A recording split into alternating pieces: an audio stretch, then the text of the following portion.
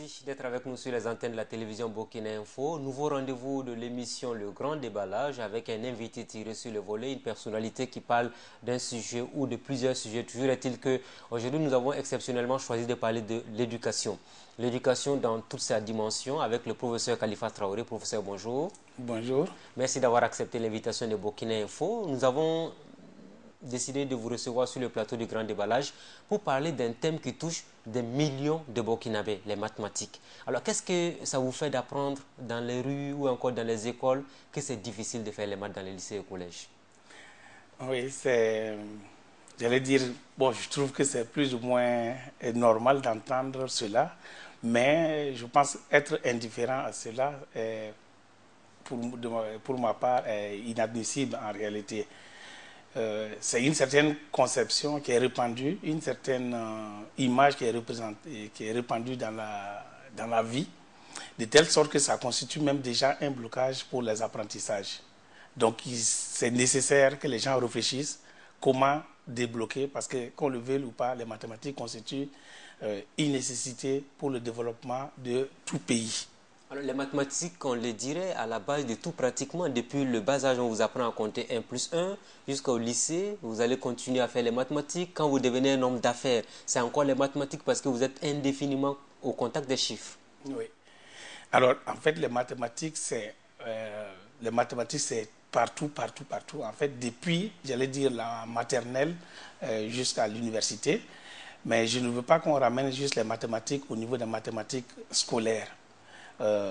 Parce que vous avez pris les exemples de ceux qui travaillent déjà. Ça, c'est des exemples de mathématiques de la vie de tous les jours. Quand vous prenez même dans le milieu analphabète, vous avez des mathématiques. Et je pense qu'au niveau de l'école, on fait l'effort de pouvoir donner les mathématiques en principe utiles à tout le monde. Je dis bien utile parce que ce n'est qu'une infime partie qui va devenir ce qu'on appelle mathématicien. La grande majorité des personnes qui apprennent les mathématiques, c'est pour en principe leur utilité. Et deux fois dans nos programmes d'études, on ne tient pas compte de ces aspects. Et pour moi, c'est ça qui peut être à l'origine de certaines difficultés, de l'image répandue, parce que beaucoup de gens voient, quand vous demandez à quoi renvoient les mathématiques, c'est aux symboles, c'est aux formules, c'est à un certain nombre de choses abstraites, alors qu'on peut avoir des mathématiques concrètes, des mathématiques pratiques. Alors, professeur Khalifa Traoré, vous êtes l'auteur de la thèse études pratiques des mathématiques chez les Siamou. Alors, c'est un cas spécifique que vous avez décidé d'étudier. Pourquoi spécifiquement ce thème-là? Alors, avant de parler donc peut-être de la thèse, oui. Il faut dire tout de suite que cette thèse se situe en didactique des mathématiques.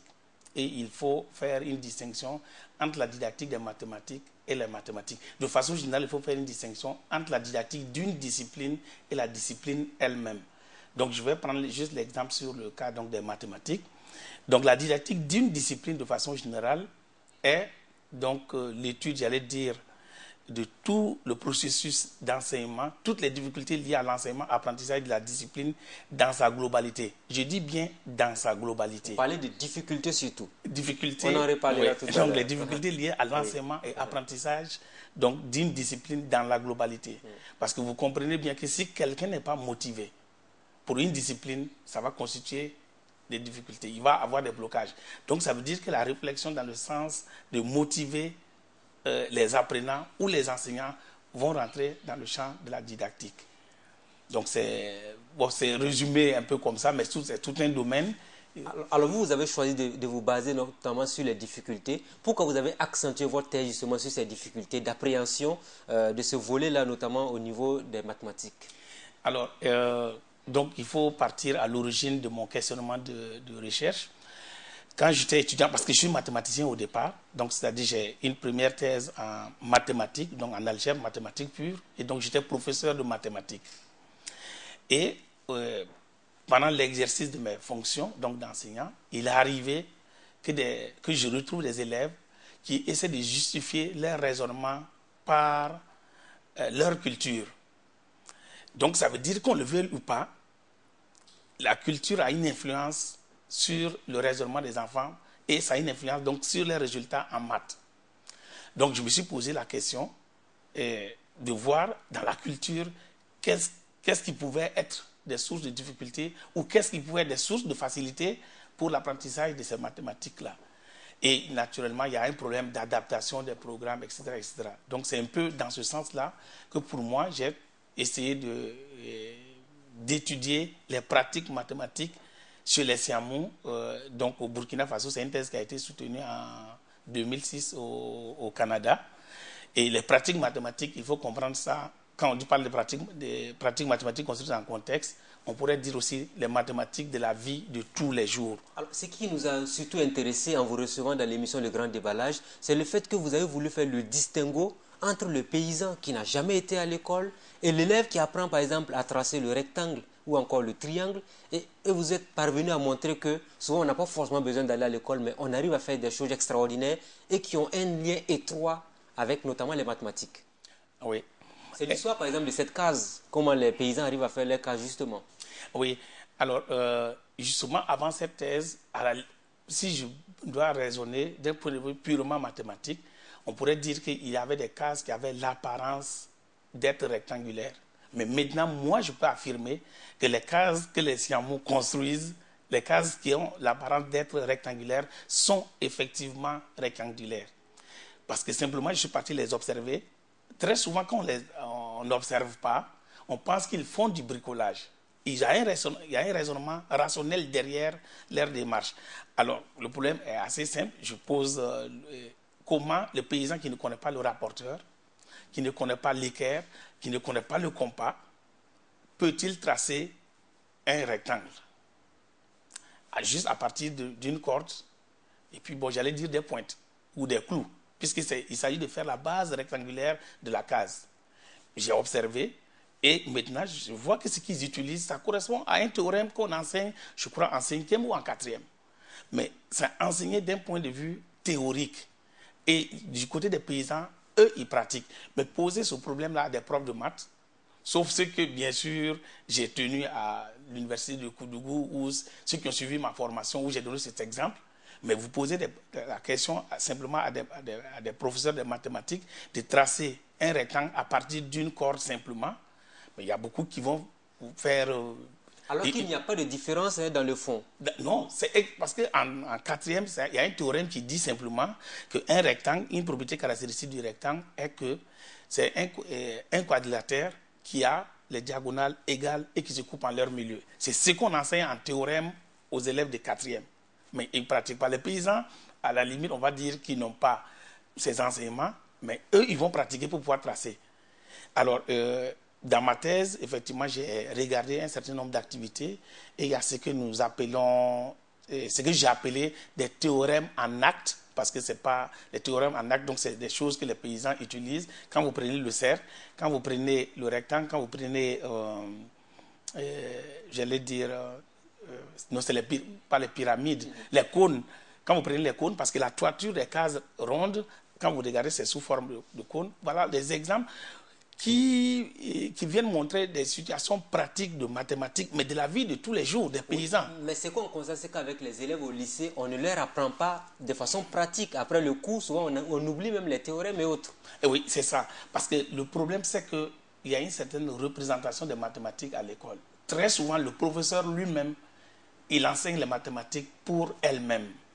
C'est-à-dire, pourquoi on enseigne ça? Le professeur, très souvent, il vous dira qu'il enseigne ça parce que ça aide dans le programme. Et souvent, même, on vous dit que c'est pour la vie courante, parce qu'au-delà de tout, quand vous allez vouloir faire des activités économiques, on aura besoin des mathématiques. Oui, mais deux fois, il y a un déphasage entre justement ce que les programmes vont prescrire et réellement ce qu'ils vont investir dans la vie de tous les jours. Celui qui pose la question à quoi servent les mathématiques, je ne crois pas que ça soit, par exemple, un ingénieur, il ne posera pas cette question. Un économiste, il ne posera pas cette question. Mais très souvent, on peut arriver à la situation où c'est les littéraires qui posent la question. Quand ils veulent des réponses, ce n'est pas des réponses du type « ça sert partout ». Non, c'est pas ça, ça ne les convainc pas. Mais quand vous prenez des exemples, vous prenez donc la case, vous prenez n'importe quel bâtiment, même moderne, vous voyez des figures Vous allez voir des rectangles dedans, des carrés dedans, des triangles, etc. Professeur, quand vous avez fait les études, vous vous êtes accentué sur le cas des Siamous. Ça, ce n'est qu'un cas parmi tant d'autres. On dirait que dans beaucoup de communautés burkinabées, c'est exactement la même chose qui se répète quand vous partez peut-être dans la zone de Léo. Vous avez des cases qui sont particulières. Vous allez dans le nord à Waïguia, c'est la même chose. Vous partez à Pau, c'est la même chose. Mais est-ce que toutes ces constructions-là ont un lien avec les mathématiques? Oui, ça c'est sûr qu'il faut repartir peut-être sur parce qu'il y a déjà un débat sur ce qu'on entend même par mathématiques. Oui, tout à fait. C'est très intéressant. Souvent, je taquine les gens en disant, mais qu'est-ce que vous entendez par mathématiques? Les mathématiques, ça renvoie à quoi?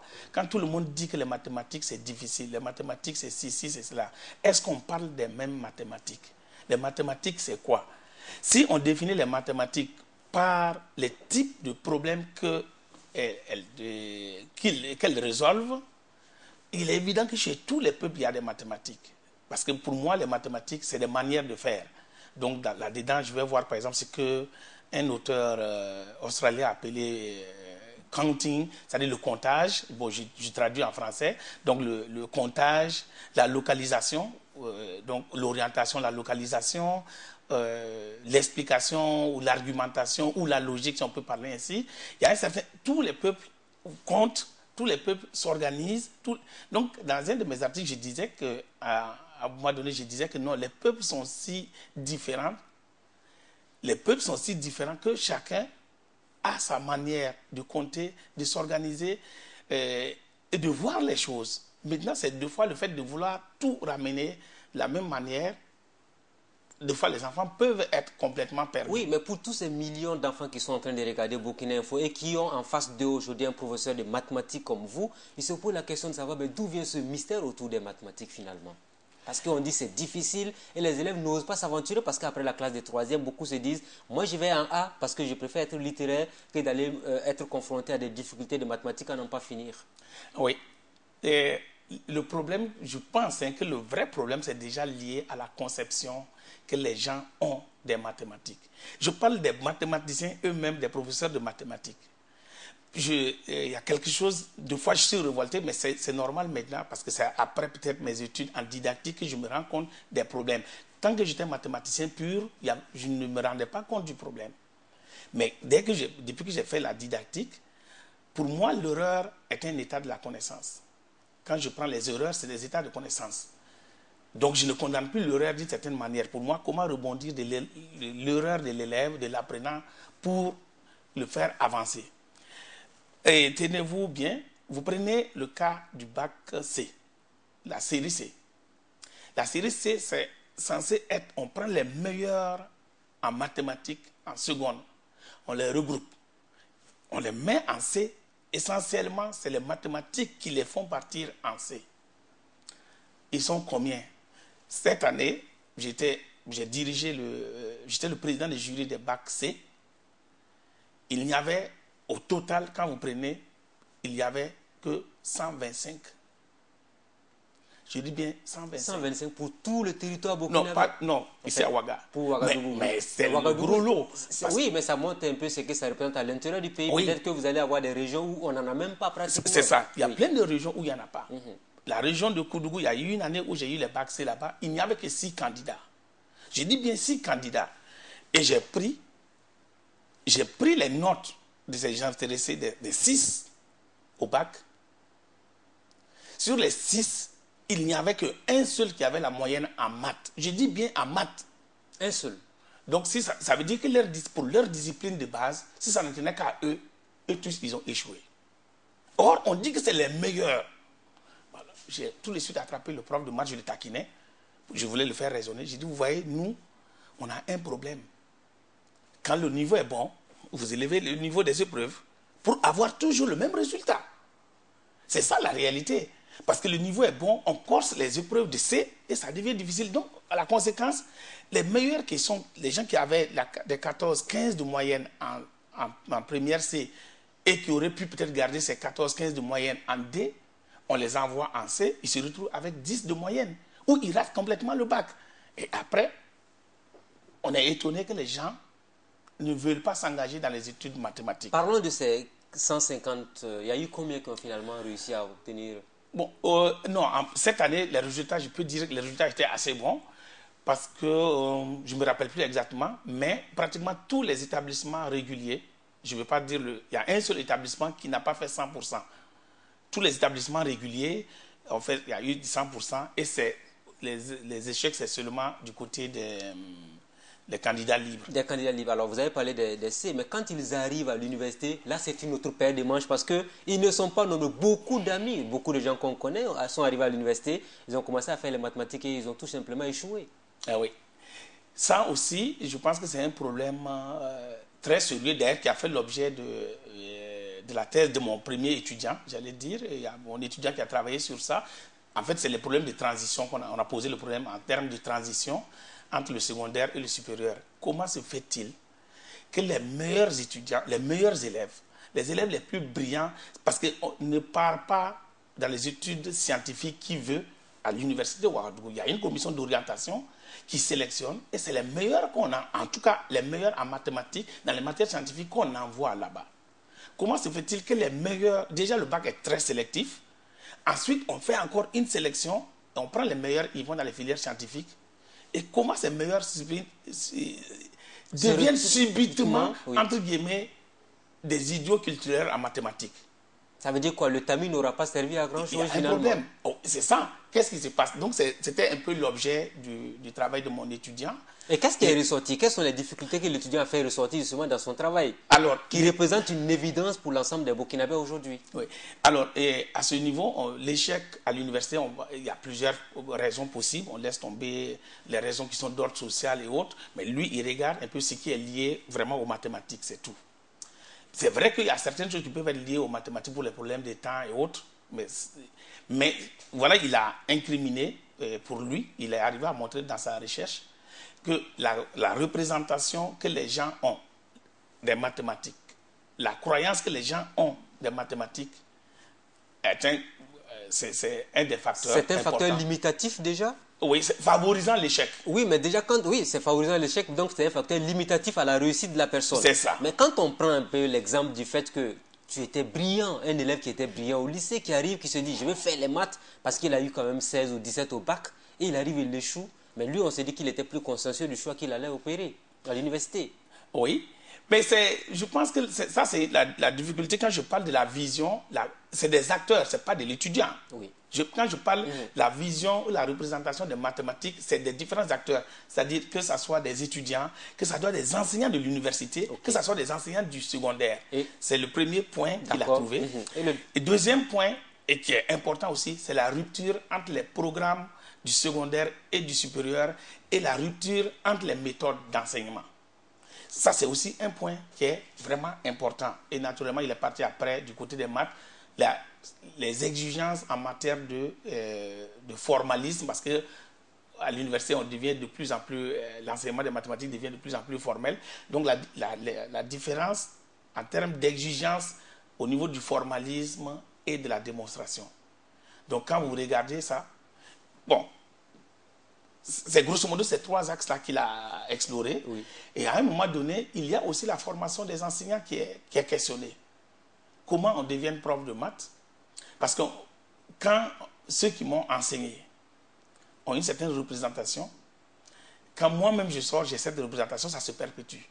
Donc, on a l'impression qu'il y a un mythe derrière les mathématiques. Et deux fois, certains professeurs de mathématiques ne facilitent pas parce que simplement, il y a un mythe, je dis, mais dans leur démarche, ils vont mystifier. Ils vont mystifier les élèves, les apprenants. Alors, parlons de mythes, mystifier et tout ce qu'on veut. Est-ce qu'aujourd'hui, ce ne sont pas les changements qui interviennent qui font que ça change? Je vais dire, je parle de changements qui font que ça change. Quand vous prenez par exemple un élève qui est à l'école primaire, on lui dit 1 plus une case qu'on fait égale à 7, trouver 6. Oui. Pour que ce soit 1 plus 6 égale à 7. Vous arrivez au lycée, on met X. Et après, ça devient des ensembles vides, c'est des zéros avec des barres. C'est tout ça qui complique éventuellement les mathématiques aujourd'hui. Ah, j'ai l'impression que vous allez devenir didacticien. Oui. Alors, donc quand on prend, c'est ce que nous appelons aussi le problème de choix des variables didactiques. Okay. Mais quand vous venez, vous dites, par exemple, à un enfant du CP1, vous dites 1 plus quel nombre fait 5, l'enfant, il va vous répondre. Exact, ça c'est ce problème-là. Vous reposez exactement le même problème, mais en émettant 1 plus x égale à quoi? Des fois, des grandes personnes ne sont pas capables de résoudre. Est-ce qu'on est obligé de faire comme ça? Parce que si on donne, donc les mathématiques ont perdu sens. Et c'est ça qui est à l'origine, selon moi, c'est ça qui est à l'origine de certaines difficultés. Parce que si l'enseignement ou les mathématiques, on donnait sens aux mathématiques, en ce temps, ça poserait moins de problèmes. Parce que le 1 plus x, si on dit juste à l'enfant, ok, quand on avance, la case rangue que tu avais au CP1, c'est ça qui est simplement votre x ici. Ça peut être x, ça peut être y, ainsi de suite. Bon, on peut comprendre cela. Maintenant, il y a d'autres problèmes. Quand vous avez parlé du zéro, parce que je suis obligé un peu de parler, parce que ça, le problème du zéro et des vides, ça, c'est des problèmes qui sont d'ordre, j'allais dire, épistémologique. Et ça revient régulièrement. Les élèves de 3e ou encore de terminale aujourd'hui, quand ils nous regardent, ils sont très impatients de savoir ce que vous allez leur donner comme explication sur le zéro et puis l'ensemble vide. Oui, donc je disais que pour le cas du zéro et l'ensemble vide, c'est des problèmes qui sont d'ordre épistémologique. C'est pourquoi ça revient toujours tant. Les problèmes qui sont d'ordre épistémologique, parce que les difficultés, quand vous allez voir les difficultés liées à l'enseignement-apprentissage, habituellement, on peut les mettre en deux catégories. Il y a les difficultés qui sont d'ordre didactique, c'est-à-dire qui sont liées au programme, qui sont liées à l'enseignant, qui sont liées à l'apprenant. Ça, on maîtrise cela. Et il y en a qui sont liées à la connaissance elle-même. C'est-à-dire le problème de zéro et de vide, c'est lié à la nature même de zéro, comment zéro est venu, comment l'ensemble vide est venu.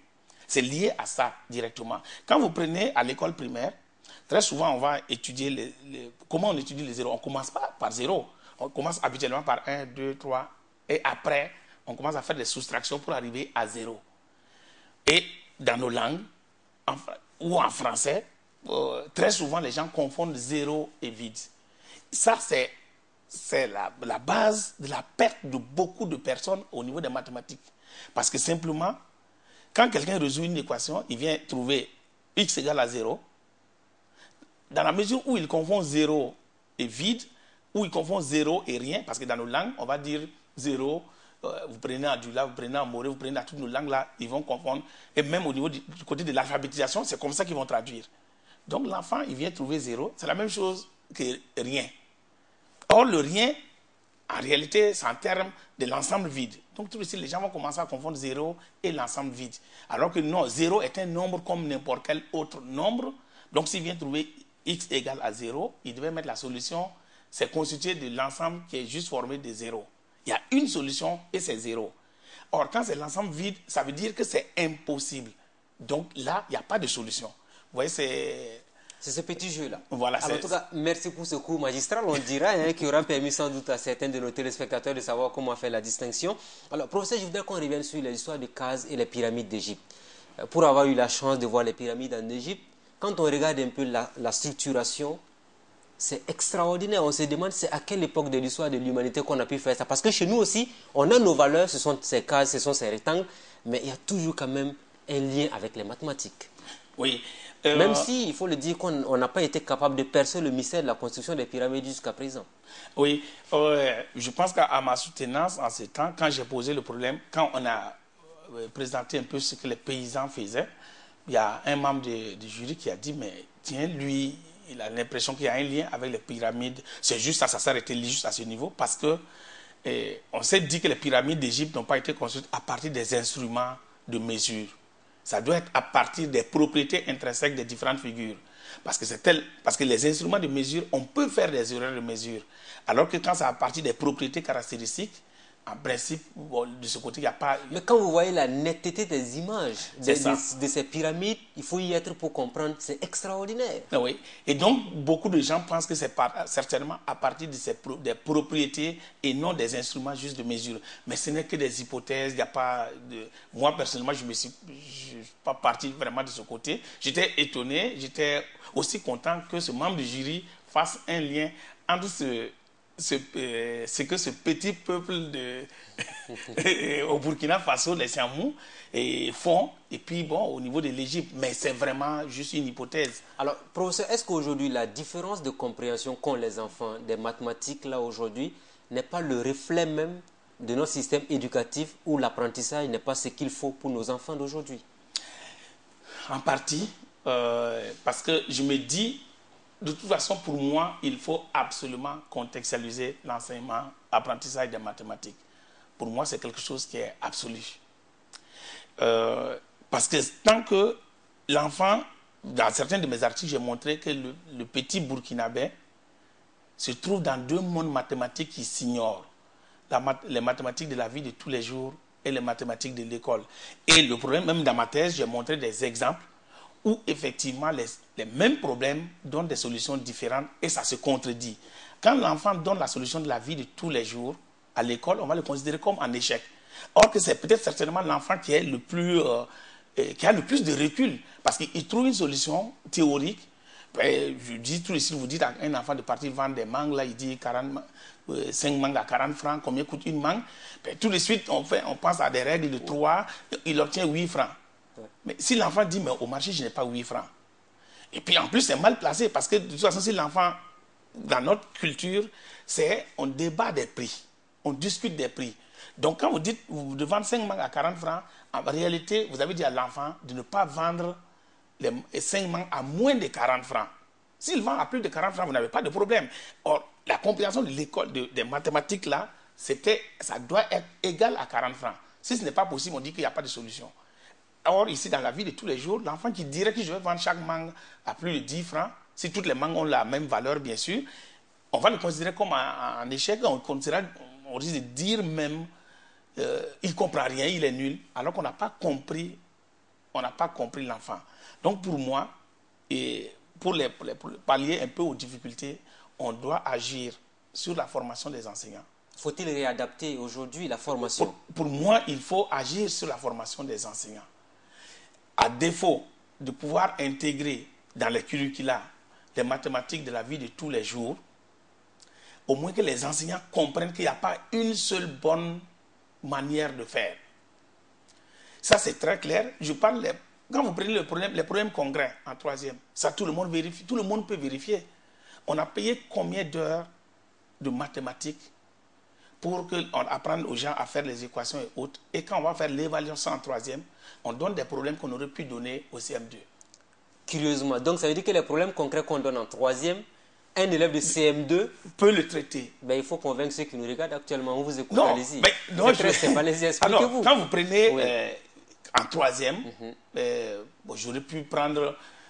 Il aurait pu prendre les prix... Non, je peux prendre des prix sur les croissants et les cafés et autres, parce que de toute façon, là, ici, je voulais prendre des exemples plus burkinabés, mais de toute façon, les cafés, les croissants, il n'y a pas de problème. Vous dites à quelqu'un, par exemple, que que 2 croissants et 3 cafés font tant de francs, mettons, font 1000 francs. J'ai dit 2 croissants et 3 cafés font 1000 francs.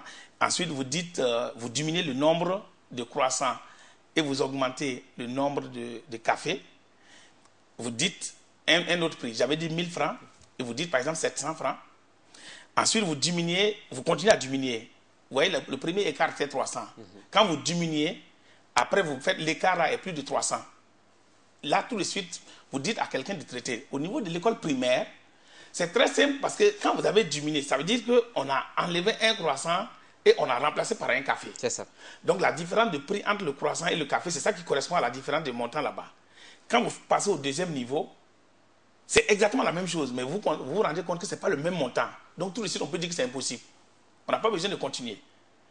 Ça, c'est au niveau de l'école primaire, on peut faire ça. Mais, en troisième, on va commencer par dire qu'il faut mettre ça en équation. On va mettre soit X, le prix de quoi, soit Y. Dans la mise en équation, déjà, l'enfant se trompe.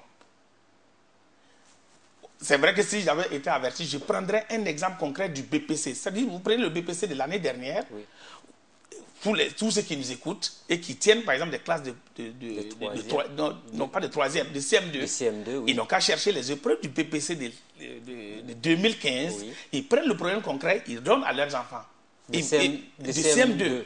Et tous, ils pourront trouver. Donc, les enfants vont trouver la réponse. Ils vont trouver, c'est clair. Même pas, ils n'ont pas besoin d'être même brillants. Ils vont le trouver, mais ce n'est pas la même méthode. Parce qu'au primaire, ils vont utiliser l'arithmétique. Et de l'autre côté, on les impose de faire l'algèbre. Or, comment on appelle ça? L'arithmétique part du connu vers l'inconnu. Et l'algèbre part de l'inconnu vers l'inconnu pour faire jouer les règles, pour obtenir la variable après. Donc, le problème, on fait abandonner une méthode aux enfants qu'ils maîtrisaient au CM2 pour prendre une nouvelle méthode en troisième, mais qu'ils n'ont pas encore maîtrisée. Alors aujourd'hui, vous venez de soulever un point assez important. Hein. On va inviter les élèves à l'expérimentation, c'est-à-dire où les enseignants qui tiennent les classes de CM2, de prendre donc le problème concret de la troisième, notamment au BPC, trouver les formules justes et les mots qu'il faut pour donner aux enfants de CM2, peut-être qu'ils pourront traiter. Non, ils ne changent rien. Ils ne changent même pas de mots. Exactement la même chose. Exactement la même chose. Ils n'ont pas besoin d'adapter à leur niveau. Maintenant, la seule difficulté, si la solution qu'on doit trouver à ce problème-là n'est pas possible, n'est pas un nombre qui est connu au CM, à l'école primaire, naturellement, ça pose problème. Parce que si la solution va tomber sur les nombres négatifs, au primaire, il n'y a pas de nombres négatifs. C'est juste la seule différence. Voilà, c'est la seule différence. Alors, le grand déballage qui s'intéresse aujourd'hui aux questions mathématiques avec le professeur Khalifa Traoré, professeur titulaire en didactique des mathématiques. Professeur, je voudrais qu'on fasse maintenant le lien entre l'économie et les mathématiques. On sait que le Burkina est un pays qui veut se développer, on veut booster la croissance, on veut donner tous les moyens de réussir le développement de notre pays, mais il faut qu'on ait quand même des gens économiquement bien formés. On sait que quand on veut orienter quelqu'un, je prends le cas des universités publiques, on veut affecter un étudiant en SEG, sciences économiques et gestion, il faut avoir le bac D. Ça veut dire que vous êtes préparé mathématiquement parlant avant d'aller faire de l'économie à l'université. Oui, ben, je vais peut-être me lancer dans un domaine que je ne maîtrise pas beaucoup. Non, je vais parler notamment des liens entre l'économie et puis les mathématiques surtout. Oui, je pense qu'au niveau aujourd'hui, quand on regarde, il y a plein de prix Nobel en fait d'économie, quand vous regardez, c'est les mathématiques qui les ont fait passer certainement. Et quand vous venez, avant, on orientait, il y avait la série B si vous vous rappelez, mais on s'est rendu compte, oui, ça n'existe plus. Oui. Et on s'est rendu compte que les gens qui venaient de la C ou de la D étaient les dominés complètement. Donc, à un moment donné, on a dû supprimer. Et aujourd'hui, on assiste à une mathématisation de l'économie. Quand vous parlez de l'économétrie, etc., il y a beaucoup de mathématiques là-bas. Donc, aujourd'hui, quelqu'un qui ne s'en sort pas en mathématiques, il va être difficilement un bon économiste. Donc, ça, c'est sûr. Maintenant, l'autre problème dans le cas de notre pays, il y a beaucoup de gens qui sont en économie, mais beaucoup de profs de maths sont aujourd'hui des économistes. Bon, ça me gêne un peu, mais c'est peut-être aussi la difficulté qui est présentée de l'autre côté, comme c'est pratiquement impossible. Les effectifs sont réduits de l'autre côté, c'est plus ou moins difficile, donc ça fait qu'il y a beaucoup de gens qui sont aujourd'hui des profs de maths, mais c'est des économistes au départ. Et pour sortir du sous-développement au Burkina Faso, faut-il impérativement commencer peut-être à revoir l'apprentissage des maths dans les lycées et au collège à partir de maintenant? Est-ce un impératif selon vous? Non, je pense que c'est impératif. Ce n'est pas juste même les maths. Il faut revoir nécessairement les curricula. Pour moi, c'est quelque chose qui est impératif. Mais c'est prévu de toute façon dans la réforme globale du système éducatif. Mais, je le dis toujours, il faut qu'on sache qu'au niveau du pays, il y a suffisamment de compétences. Il faut qu'on puisse faire confiance. C'est le problème d'argent. Puisque très souvent, quand on veut faire des réformes, on va chercher l'argent auprès de bailleurs. Après, c'est des bureaux d'études à ne pas finir qui viennent, deux fois du côté de l'extérieur, et viennent reformer le système deux fois pour nous. Je peux dire ça comme ça. J'exagère peut-être en disant comme ça, mais je pense qu'il y a suffisamment de compétences et on devrait pouvoir activer tous ces gens, qu'ils fassent une réflexion sérieuse. Pas des réformes parce qu'on a le couteau à la gorge. Vraiment des réflexions sérieuses. Donc vous ne souhaitez pas des réformes dans la logique des mesures d'urgence? Parce oui, que ça que je veux parler. Ça coince généralement, on trouve des solutions. C'est comme si on met rapidement un sparadrap avec la bétadine et puis on continue. Ah oui, c'est un peu ça le problème parce que tout le monde reconnaît. Il y a eu les états généraux de l'éducation en septembre 1994. Il y a eu en 2013 les états généraux de l'enseignement supérieur. Ça veut dire que l'éducation, en tout cas, traverse une crise depuis longtemps. Mais il y a des réflexions qui sont faites. Il y a des assises nationales qui ont été faites.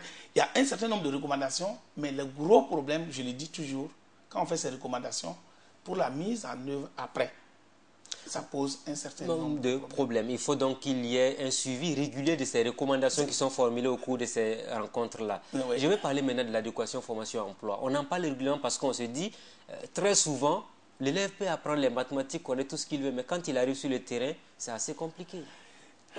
Vous avez parlé de mathématiques et économie tout de suite. Oui. J'ai aussi un doctorant, une doctorante, donc un étudiant qui est en train de faire son doctorat En mathématiques? Oui, en didactique des maths, oui. Ok. C'est la deuxième vague en fait, parce que le premier, j'ai parlé de la transition, celui qui a étudié les difficultés, pourquoi les élèves ont terminé et échouent en mathématiques à l'université. Ça, c'est le premier. Lui, il a déjà soutenu, ça, c'est fini. Mais il y a actuellement donc, une doctorante qui est en train de travailler justement sur le problème, ça c'est sur l'économie. C'est-à-dire, quand vous prenez les mathématiques financières qui sont enseignées dans les classes, que ce soit au secondaire ou à l'université, très souvent, ça ne colle pas avec la pratique. Quand ils vont dans le milieu professionnel, il y a des déphasages. Le blocage, c'est à quel niveau? Qu'est-ce qu'elle a fait ressortir dans son document? Non, elle n'a pas fini. C'est l'objet de sa thèse. Oui, mais vous avez trouvé que c'était un sujet tout de même pertinent? Oui. Pourrez-vous vous poser la question? Oui, bien sûr. Donc, j'ai trouvé que c'est quelque chose qui est vraiment pertinent. L'adéquation entre la formation et l'emploi, c'est quelque chose qui est vraiment important. Et tout le monde parle. C'est peut-être pour ça qu'on parle aussi du développement de l'enseignement professionnel, de l'enseignement technique et professionnel. Mais je pense qu'il faudra de toute façon aussi revaloriser un peu tout ça, parce qu'au départ, avant, les gens qui partaient dans l'enseignement technique et professionnel, c'est les gens qui étaient, entre guillemets, plus âgés. C'est-à-dire c'est quand on n'avait pas l'âge de partir au CG. Donc, quelque part, c'était dévalorisé. Or, aucun pays ne peut se développer sans... Avant de terminer définitivement le volet consacré aux mathématiques, il nous reste malheureusement beaucoup de temps avec vous, professeur. Je voudrais que vous donniez ce petit message à tous ces élèves, ces étudiants qui nous suivent, qui ont tendance à caricaturer en disant que celui qui est bon en maths, c'est comme s'il était un génie, alors que ce n'est pas le cas.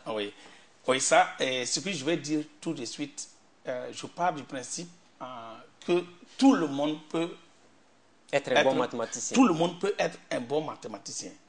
Il n'y a que des contraintes institutionnelles. Parce qu'il y a un contenu qu'on veut vous faire passer au bout d'une année. Vous êtes plus lent. C'est ça qui va expliquer l'échec. Mais sinon, en principe, tout le monde peut. Et ce que j'allais dire aux élèves, il ne faut pas qu'ils aient peur de présenter leurs difficultés. Les erreurs qu'ils vont commettre, ce n'est pas la peine de chercher à répondre pour satisfaire le professeur. C'est-à-dire qu'ils disent réellement ce qu'ils pensent. Ils écrivent réellement ce qu'ils pensent. Et en ce temps, je lance un appel au professeur aussi pour qu'il cherche à comprendre l'élève. Quand il voit une erreur, qu'il cherche à comprendre la logique qui est derrière l'erreur. Ça permettra plus facilement de corriger. Mais sinon, si c'est d'autorité, chaque fois que l'occasion va se présenter encore pour faire l'erreur, l'enfant va faire l'erreur. Donc, ils ne doivent pas se décourager et ils doivent s'entraîner. S'entraîner et encore s'entraîner. Faut-il leur demander aussi peut-être d'apprendre beaucoup les formules que leur sont enseignées en classe? Parce que ça aussi, c'est une difficulté. Souvent, on oublie les formules. Mais on n'a pas peut-être besoin même de retenir les formules. C'est ça que j'allais dire. Il faut être en mesure de reconstruire les formules. Donc, j'ai dit, il ne faut jamais rater un cours de maths, ni de physique d'ailleurs. Et il ne faut jamais rater un TD. Oui, mais on en parle rapidement, peut-être rapidement. Dites-nous, pourquoi est-ce que souvent certains sont bons en maths et puis ils ne sont pas bons en physique, chimie, par exemple? Bon, là... Est-ce parce qu'on change Bon, habituellement, ça part ensemble. Ça, c'est des situations qui sont plus rares. Bon en maths et pas bon en physique, chimie. Peut-être qu'il n'apprend pas du côté de la physique. Oui. J'allais parler plutôt de bon en maths et pas bon en physique. Cette explication est plus difficile. Mais bon en maths et pas bon en chimie, oui, ça existe. Ça, on trouve ça plus... Donc, ensemble, on va dire, ne boycottons plus donc les cours de maths. Il ne faut jamais le faire. De toute façon, c'est assez important. Il faut que tout le monde se dise, moi aussi, j'ai la capacité, comme mon camarade de classe, de bien faire les exercices de mathématiques comme tout le monde. C'est ça. Et il faut s'entraîner. Il faut se donner le temps. Du côté des filles, c'est ça que j'allais dire aussi. Il n'y a pas un problème, il n'y a pas à dire qu'il y a une oui, parce qu'il y a beaucoup de filles qui fuient effectivement les mathématiques. Oui, bon, mais il faudrait qu'elles prennent un peu moins de temps pour passer au salon, faire une semaine en train de faire les tresses. Ça va être difficile, mais il faut aussi que les parents les déchargent. Ça veut dire qu'elles s'occupent beaucoup plus des études au lieu des travaux. Vous voulez dire clairement que si les filles ne sont pas très bien en mathématiques, c'est parce qu'il y a des activités domestiques? Pour moi, j'explique ça beaucoup plus dans ce sens. Et elles ne se donnent peut-être pas suffisamment de temps pour le faire. Peut-être qu'elles ne peuvent pas se donner le temps parce qu'au niveau de la société, des fois, on leur impose certaines choses qui sont plus difficiles. Parce qu'on est 2 fois plus exigeant vis-à-vis des filles pour les travaux domestiques que les garçons, par exemple. Alors, professeur, vous êtes l'un des 3 professeurs titulaires au niveau de l'université de Koudougou. L'université de Koudougou qui rencontre des difficultés actuellement. Qu'est-ce qui se passe? Il y a un problème de gestion, un problème de fonctionnement. Vous, en tant qu'enseignant à l'université de Koudougou, est-ce que ça vous désole de voir toutes ces difficultés que vous rencontrez au quotidien? Oui, c'est... Au départ, je disais que, bon, c'était la question que j'allais dire, je voulais le... Éviter tout au plus. Voilà, mais bon, il n'y a pas de question tabou, allons-y. Bon, mais en fait, ici, je pense que ce qui arrive à l'université de Koudougou est vraiment dommage. Parce que je ne sais pas si on était bien parti. On est à une situation où c'est vraiment... C'est très difficile. Et pour moi, tous les acteurs sont interpellés parce que pour moi, il faut un sursaut. Il faut un sursaut et que tout le monde comprenne que c'est notre instrument de travail. C'est une question de financement, on nous a dit. Quand on voit un peu les revendications qui sont formulées, on parle de problèmes de fonds. L'État qui essaie également de faire sa contribution en apportant beaucoup de financement quand même à cette université. Bon, c'est ce qu'on dit. Mais moi, je pense qu'il y a un problème d'organisation, il y a un problème de gouvernance. Ça, c'est toutes les universités. Parce que quand je parle de problème de gouvernance, je ne parle pas de mauvaise gestion financière, je ne parle pas de... Non, je donne un exemple. Si on n'est pas capable de dire exactement combien il nous faut, mais chaque fois on donne des montants et après il faut encore revenir, mais moi j'aurais souhaité Est-ce une difficulté de planification? C'est un peu curieux, vous êtes là-bas, vous êtes professeur de mathématiques. Oui, bon. On en parlait tout à l'heure pendant cette émission, vous auriez pu être peut-être une personne de ressources dans ce sens.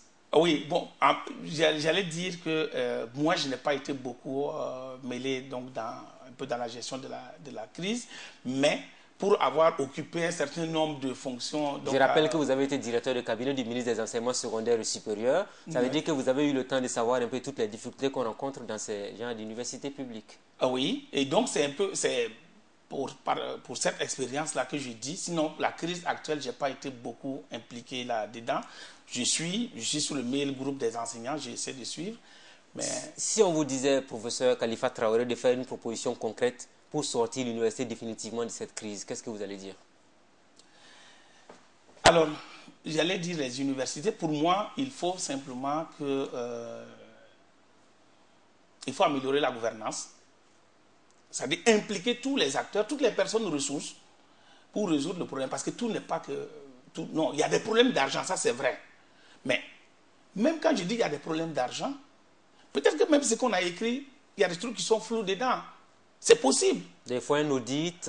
Bon, comme le gouvernement dit qu'ils vont faire un audit, bon, je suppose que certainement ils vont faire l'audit et au moins aider les dirigeants à s'en sortir. Voilà, il faut aider les dirigeants à s'en sortir. Il faut donc peut-être un plan Marshall pour toutes les universités publiques, pourquoi pas? Ah oui, et c'est d'être, j'utilise le terme là, c'est arrêter d'être pompier. Ce n'est pas la solution. Ne venez pas pour faire des mesures d'urgence, après on s'éclipse. Quand la crise revient, on vient encore donner de l'argent, ça ne réglera définitivement pas le problème. Non, pour moi, ça ne va pas régler le problème. Allez-y. Oui, et donc, je pense que dans le cas précis de l'université de Koudougou, je dis qu'il faut un sursaut. Il faut vraiment un sursaut parce que quand on regarde, je vais vous donner l'exemple de l'école normale supérieure dont je suis issu. Tous les directeurs régionaux aujourd'hui des enseignements sont issus de cette école. Il faut sauvegarder ce joyau-là parce que ça a formé des milliers de Burkinabés pour pouvoir dispenser les cours.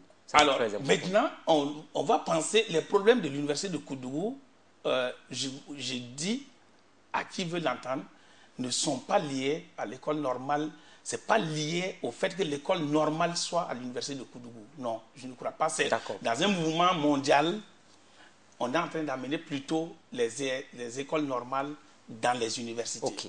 On espère que le sursaut que vous avez tant souhaité sera effectivement matérialisé sur le terrain. Merci bien, professeur Khalifa. On est pratiquement à la fin de cette émission. Merci d'avoir accepté notre invitation parce que c'est la première fois que vous faites une émission télé apparemment.